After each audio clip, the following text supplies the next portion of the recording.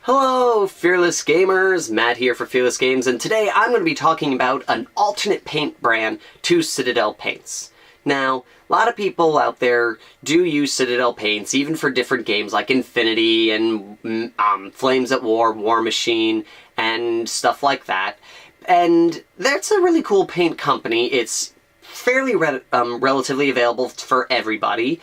The colors are nice, and it's a decent quality paint. It doesn't peel off your fingers due to handling.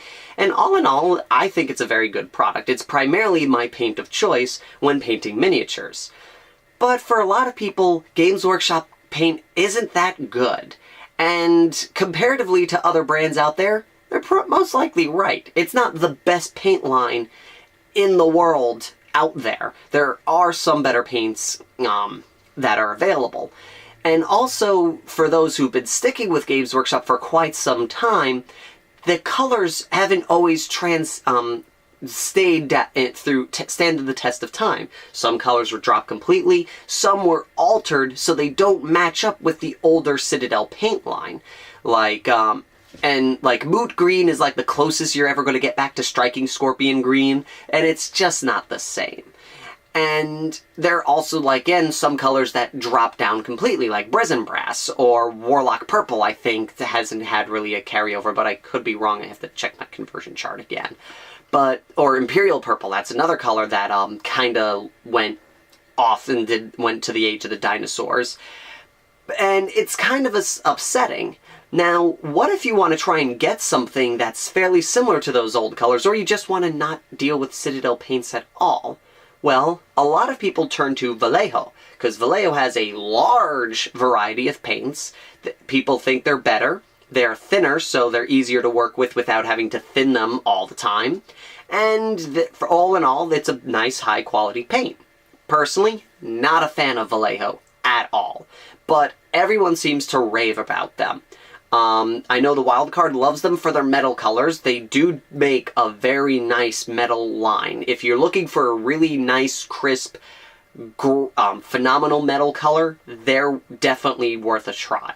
Me personally, I've never liked the jar system. I hate that squeeze bottle thing because I always end up giving myself too much paint and then I just wasted half the jar. Or I give me very little paint and I have to keep dropping drops in there, but I have to conserve it because I'm afraid I'm going to use too much. And so it just became annoying, and I never had luck with the paint staying on my models. No matter what I did, Vallejo paint just seems to peel and chip right off. Maybe it's just me, I don't know, but that's been my experience with Vallejo. But there is one paint company that I do go to when I need an old GW color that I just can't find anymore, or when I just don't feel like that the colors that GW has in this range that I need are up to the challenge.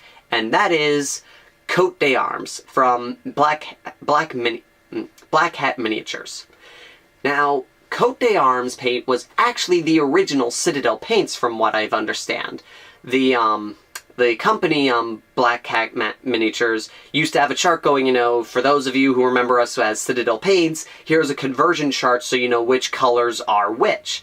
Since Games Workshop has kind of removed the color line completely, they've taken down that conversion chart, which is upsetting, but you can still get the paints from them. It was one of these things where Games Workshop hired them out to make the paints under the Citadel name. And so when they left, they kept the paints that they created, and Games Workshop just went off with another company. And what's really cool is the colors are still just the way you remember them.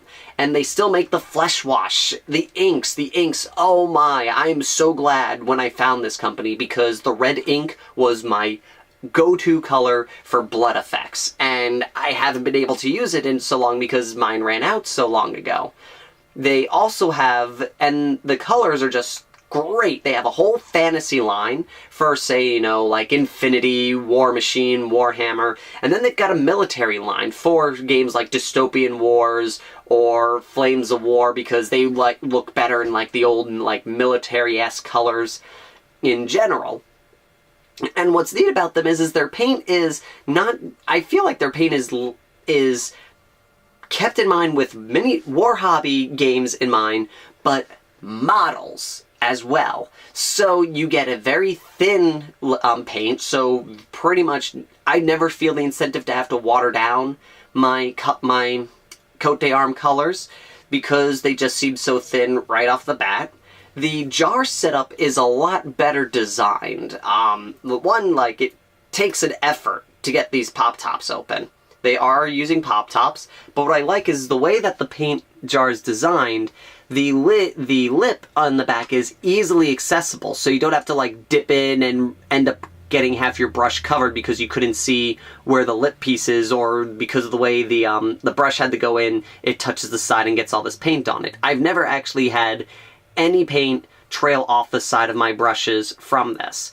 And also, neat thing is you see the not sure if you could see like the paint that's dried up along the side of the edges and along the top there on the top. Well, despite all of that, this paint has stayed fresh for 2 years. This paint is 2 years old. I haven't watered that down. I haven't done anything to this paint. It's stayed this way like that. And in fact, I think this was sitting unopened for about a year before I even tried it. Even my other paint colors that I've had for about a year now, they're still just as good as when I bought them. Half the time I'm just mind blown because I'm just so used to my old GW paints just drying out once the jar's open that I'm not used to this stuff being ready to go whenever I need it. In terms of the jar sizes compared to Citadel paints, they're bigger. They're much bigger, and I feel that you do get a little bit more paint out of these guys than you do with these Citadel paint colors. They are a wonderful paint quality. I haven't had them chip or peel off afterwards. In fact, for any of you guys who saw Rise of the Magi, Taramir was actually painted using the Putrid Green from the Cote d'Armes paint line. And I think he's personally one of my best models that I've ever painted. And also, just a funky note with that, they do make their own green ink, but this was actually using the Beltan green stuff. Does a nice combo. If you ever want to use Citadel paints with Cote d'Armes, they do mesh very well together to create some really cool, vibrant color schemes with them.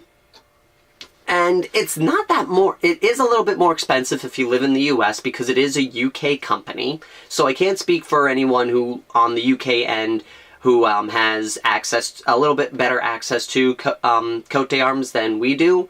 Now, on average, about $3.50 is like a Games Workshop paint, $3.50 a jar. With this stuff, I bought 3 paints. With shipping, it ended up being like $4.10 a bottle. So for a higher quality paint, much longer lasting paint, and more paint in the jar plus a superior jar, I only paid a little over 50 cents a bottle more than I would have going to Games Workshop. Granted, it does get a little bit more pricey if you're only buying like 1 jar or 2 jars because you have to deal with the shipping and all that, but if you get like 3 or more, it tends to end up costing not that much more than GW paints. So if you're ever looking into a new paint company altogether, excuse me, because you're just done with Games Workshop paints, or you don't like Games Workshop paints at all, or you just haven't been happy with the new version of a color Games Workshop has now, Cote d'Armes is a great place. Like I said, they have Brazen Brass still, they have Striking Scorpion Green, Warlock Purple, Imperial Purple. Some of them are under different names because I guess Games Workshop owned the names and they weren't allowed to keep them, which, understandable. Some of them kept the same names, because I think I think there's like a Warlock Purple, or one of the colors was pretty much the same name as it used to be on the Games Workshop line. Some of them were slightly changed names, like Striking Scorpion Green just became Scorpion Green, and Brazen Brass is now just Brass. but there are a bunch of charts out there. I will put a link in the description to the Cote d'Arms miniature catalog so you guys can check it out. In terms of a conversion chart, you're probably best looking for one on your own, because the ones that I found, I haven't been able to find one that lists all the colors that Cote d'Arms used to, that the translation for all the Cote d'Arms colors themselves.